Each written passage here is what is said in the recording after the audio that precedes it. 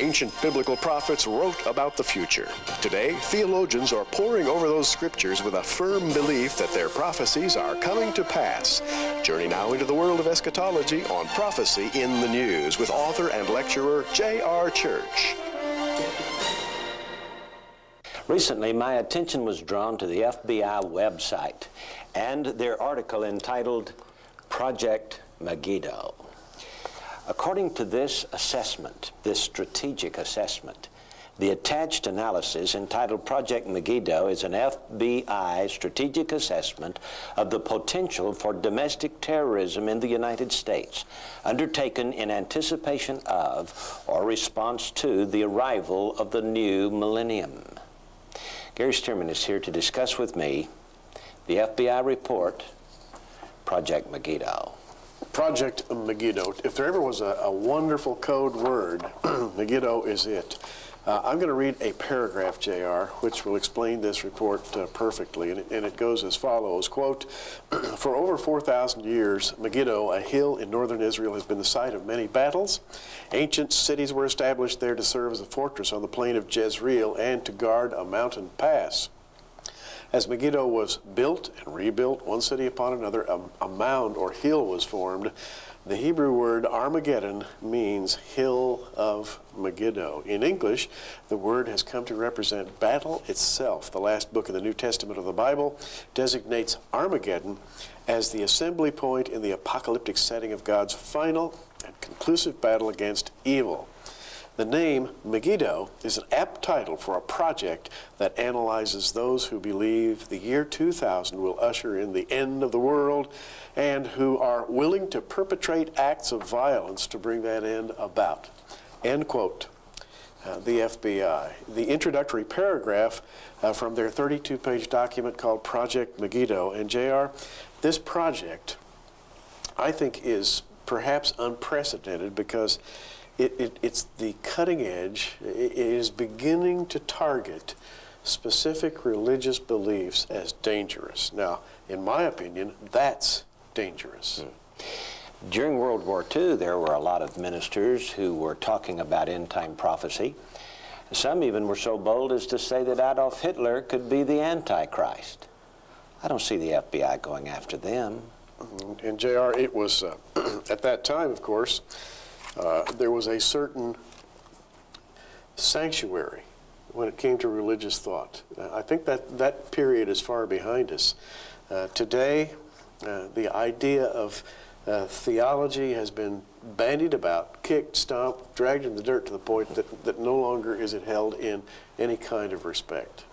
It's kind of interesting. The government's take on this Project Megiddo is that there is going to be, that is, the Bible predicts, a battle of Armageddon, wherein Christ and the Christian forces will fight against the government forces on planet Earth and will win the battle against all government forces, and Christ will set up a kingdom and reign as King of Kings and Lord of Lords. Now, our government has taken the position that they are that governmental earthly force that will be fighting against Christ and all the Christians, Gary. That's right. This is 180 degrees opposite of the way our government has officially felt for the past 200 plus years.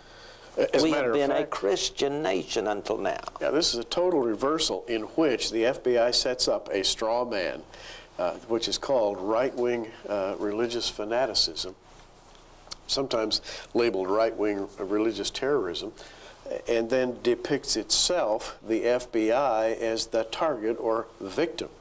Now, this runs counter to virtually every kind of biblical prophecy. You know, what is amazing to me is that the FBI are not alone. There are, every government agency from the presidency on down believes that Christians are a threat to America.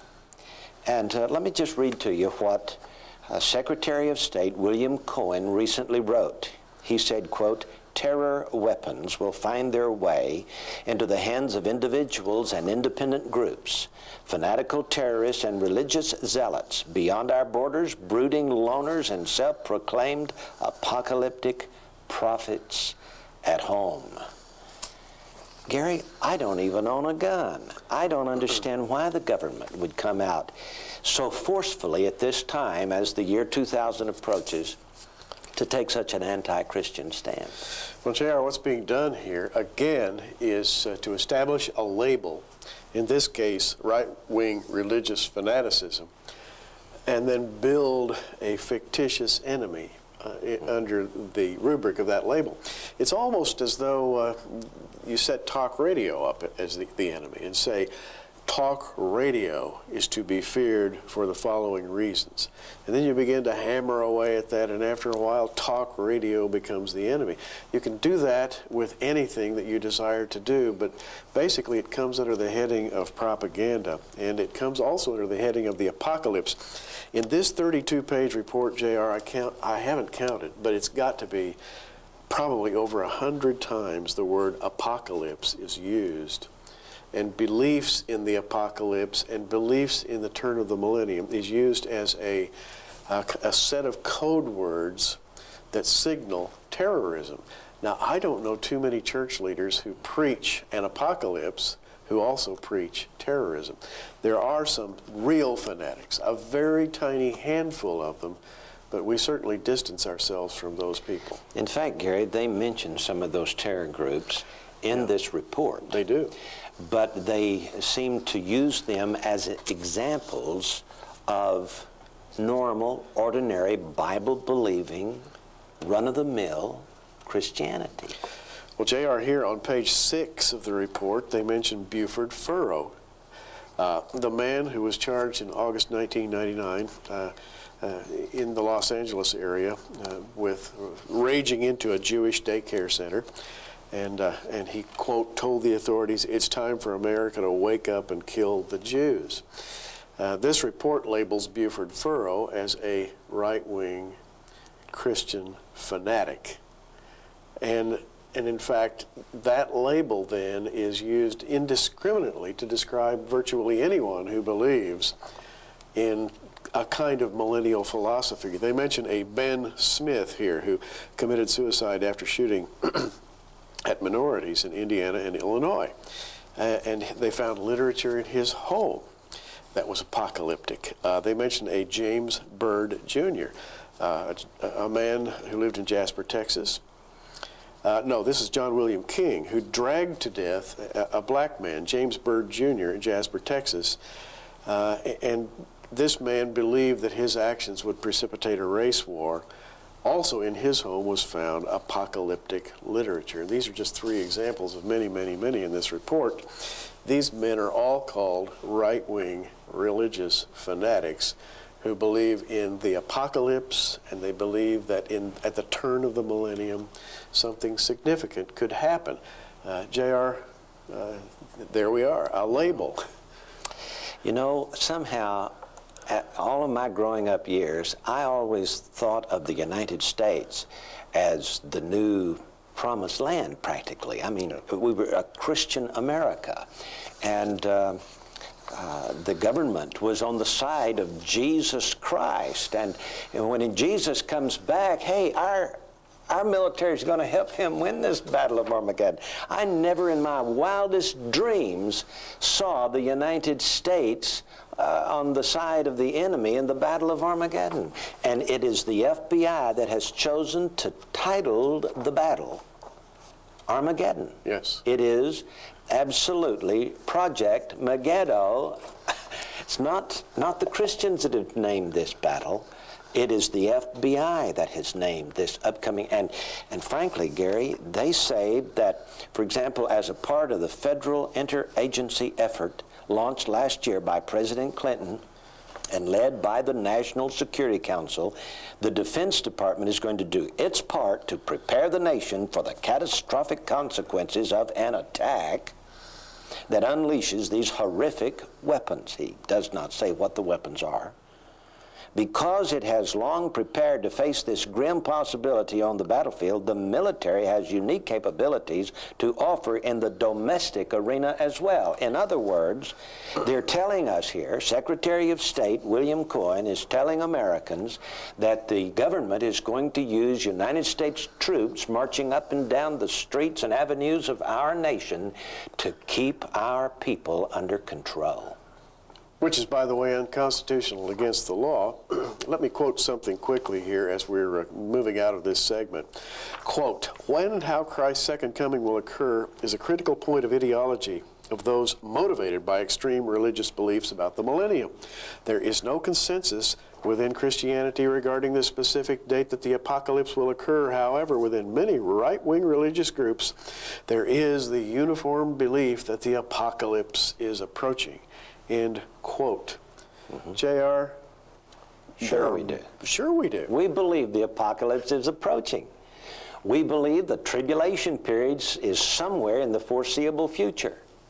When's it going to be? Well, stay tuned. We'll be back in just a moment. I always thought the apocalypse was going to occur in the Middle East, that Israel would be the target, and that Jesus would come back to the Mount of Olives in Jerusalem to win the battle. I never dreamed that he would come to the streets of America. I'd never dreamed in my wildest imagination that United States troops would be on the side of the Antichrist. That's what this project implies, Gary. And again, it's a straw man. J.R., I want to read something here from the report. And I quote, "Almost uniformly, there is the belief among right-wing religious extremists the federal government is an arm of Satan. Therefore, the millennium will bring about a battle between Christian martyrs and the government. At the core of this volatile mix is the belief of apocalyptic religions and cults that the battle against Satan, as prophesied in the book of Revelation, will begin in 2000, end quote. Now, I have a word of advice for those who put this report together, and that is, let's learn to distinguish between a right-wing religious fanatic cult that actually believes in an armed assault and an ordinary, fundamental, premillennial, pre-tribulational church that teaches a coming apocalypse biblically, and there's a world of difference. There is a world of difference, Gary. Listen to one thing they write. Radical domestic extremists are clearly focusing on the millennium as the time of action. Certain individuals from these various perspectives are acquiring weapons, storing food and clothing, raising funds through fraudulent means, procuring safe houses, preparing compounds, surveying potential targets, and recruiting new converts. Now, Gary, I don't know of any groups that are raising funds fraudulently. To me, the rest of this paragraph sounds like they're talking about the local New Testament church. We're the only people in America that raise funds. We don't have anything to sell. It's not like we have a grocery store or we have some kind of hardware store, or it's not like we have oil wells. The only people who are raising funds are Christians and churches. Why would this be called, without explaining, somebody's out there raising funds fraudulently? And then, of course, that leaves open the definition of what's fraudulent. And that is in the eye of the beholder, by the way. There's a great deal of discussion about, for example, whether or not churches should be taxed or should be controlled by the state, when in fact we're a constitutional republic that was founded upon the tenets of religious freedom, and we need to remember that. J.R., there's a section in this 32-page document that is headed up Interpretations of the Bible. Whoever compiled the report went to a great deal of trouble to understand the book of Revelation, and I have to tell you, it's one of the worst expositions of the book of Revelation I've ever seen in my entire life. We read things like that the book of Revelation has code words like 4 signifies the world, and 6 signifies imperfection, and 7 total perfection, fullness, completeness, or 12, the 12 tribes of Israel, the 12 apostles. 1,000 signifies immensity. And get this, JR, the color white symbolizes power and can also represent victory, joy, and resurrection. Well, come on. It's like someone who really didn't understand quite what was going on here attempted to understand a few code labels. This is not the way I understand Revelation at all. White stands for purity, folks. It doesn't stand for power. If it's power, it's God's power. I don't know of any Christian groups that are preparing in the method or in the way that the FBI report suggests. Well, JR, there are a few, and again, there are some radical groups, and I don't want to call them right-wing extremists. I would rather avoid that label. For example, there's a group called The Order. There is a group called the House of Yahweh in Texas, and they came out of a group of tax protesters, a group called the Posse Comitatus, and they have since more or less coalesced into a pseudo-religious group. But to call these people classic Orthodox believing Christians is a stretch. For example, there is, well, let's go back to the Branch Davidians, just to illustrate our point. David Koresh. Now, David Koresh didn't say much that I agreed with in his interpretation of the Bible. But David Koresh belonged to a wing of the Seventh-day Adventist Church called the Branch Davidian. He brought his group together. They came voluntarily. They were not a prison house. The members regularly came and went. And yet, these people were set up as a group challenging the state. And it came down to a battle between state forces and the forces of David Koresh. JR, this is still a constitutional republic. We would separate ourselves from people like David Koresh, but we would also separate ourselves from people like the FBI. We're somewhere in the middle here. We're trying to define ourselves, and we're caught between two extremes. David Koresh and the Branch Davidians had done nothing wrong. They had broken no laws. And the FBI, of course, went after them with a vengeance, the ATF, the FBI.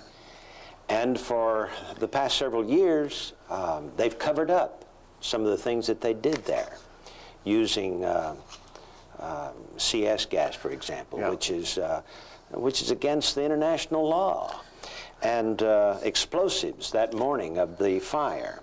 But they covered all of that up. Now that some of that is coming to light, they come out with this report. It's like they're countering the accusations against them by trying to demonize the rest of Christianity, just as they demonized David Koresh and the Branch Davidians. They are presently demonizing in this report the House of Yahweh. The House of Yahweh is a bona fide religious organization. They take the Jewish roots of the Bible, and they have different views than we have. But listen, you get two Christians together, you have three opinions. And there are many, many opinions out there. JR, the other thing that's demonized in this report, in addition to the Y2K 2000 connection, is the New World Order, One World Government connection. This report essentially says that, and I'm going to quote a sentence here, the New World Order conspiracy theory is particularly relevant to the millennium because the year 2000 is considered to be a triggering device for the New World Order due to the element of computer breakdown. And they talk about the New World Order hypothesis, and essentially in this report they infer that if you believe in the New World Order conspiracy, you are highly suspect. And they go back to the famous New World Order speech of George Bush. It's kind of interesting that I have had friends in the FBI, and they held these same views. Absolutely. Many of the members of the FBI are Mormons, and they hold apocalyptic views as well. That is quite true. And JR, it's got to be remembered that in its founding days, in its foundational days, under J. Edgar Hoover, the FBI deeply valued the recruitment of Christians into the organization because they were considered to be people of higher than average character, and the FBI wanted these people in its ranks. Now, I have personally known Christians in the FBI who were and are Bible-believing Christians, yes, who essentially hold a premillennial, pre-tribulational view of the Bible. And the irony here is amazing.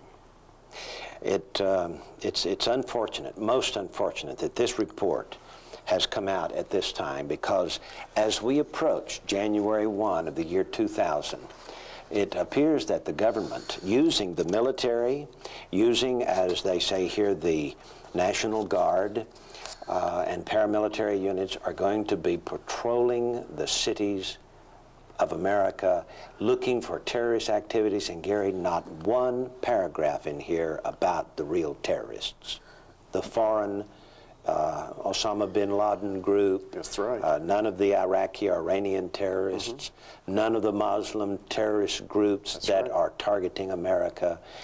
All of this is simply against Bible believers. Whereas the Hamas and Al-Fatah, Osama bin Laden, others J.R. mentioned, have actually threatened that they have ready, right now, biological elements that they can pour into our water supplies.